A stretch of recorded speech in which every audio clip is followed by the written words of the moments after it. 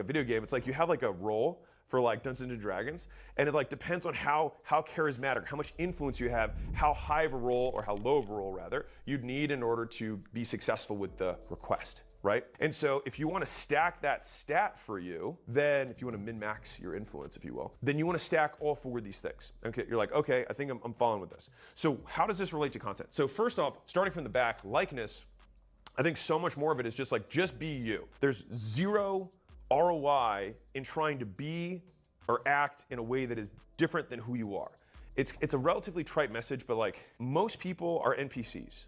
Most people say pre-recorded scripts. They look at like the 4 different outfit, combinations that exist for different kind of mental stereotypes. It's like, oh yeah, guy who loves barbecue and craft beers. Oh yeah, that's that archetype. I'm just gonna be that archetype.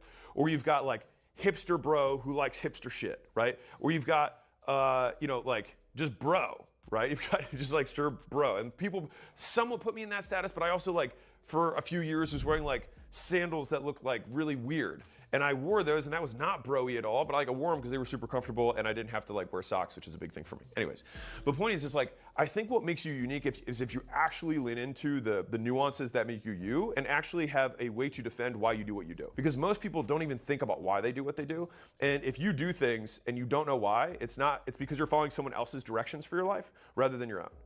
Real.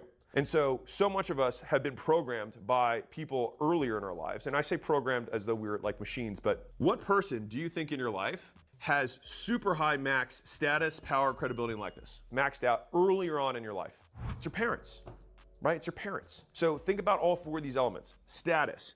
Do your parents control scarce resources, things you want? They've got money and they've got toys that they can buy you. They've got food. They control your shelter. Like they have huge amounts of status in your life because they control all the scarcest resources, all the things you want. These are not binaries. So don't think like, oh, I have status, I don't have status. It's to what degree do you have status, right? Like if somebody's got more money than you, they might have some status. If you've got $1 and someone's got 10 grand, they got more status than you, right? But if someone's a billionaire, they have way more status than the guy who's 10,000, right? So again, think not in binaries, yes or no, but think in continuums. So the next one is, think about your parents. Power. How many reinforcement cycles do you assume that your parents had from the time you were born? And when I say reinforcement cycles, it means like they said, do this, you did that thing, and then a good thing happened.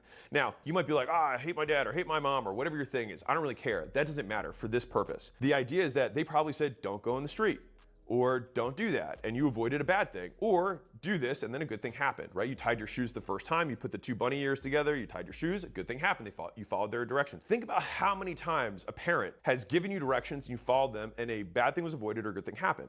Many. And so it makes sense that not only do they have a lot of status, they have a lot of power. What else do they have? Credibility.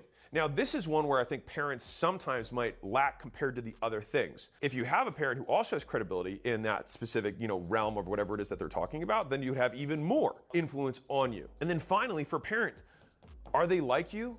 Yeah, they literally look like you, right? And oftentimes they share similar values to you to a degree. Obviously, some people just go polar opposite from their parents. That's fine, but I'm talking in sweeping generalities for most people. This should at least explain or break down like why do parents have so much power over us? How do they have so much influence over our behaviors? You might not even want to listen to your parents. You might even like your parents, but you can still feel that you have to like resist their requests because you are so programmed based on these elements of behavior to comply with their requests, all right? And so then the idea is, how do we take these 4 elements and then how do we reverse engineer these into the content that we have so that we can build up true influence? And again, we're defining influence as the likelihood of a compliance with a request, right? And that likelihood will depend on the nature of the request and how much your SPCL is in relation to that thing, right? If I was giving out fashion tips, I probably don't have a lot of credibility for fashion tips, right? I don't know if I control any scarce resources around fashion. I have no fashion hookups. I probably haven't given anyone specific fashion tips. I have no third-party anything for credibility for it, and you probably don't look like me.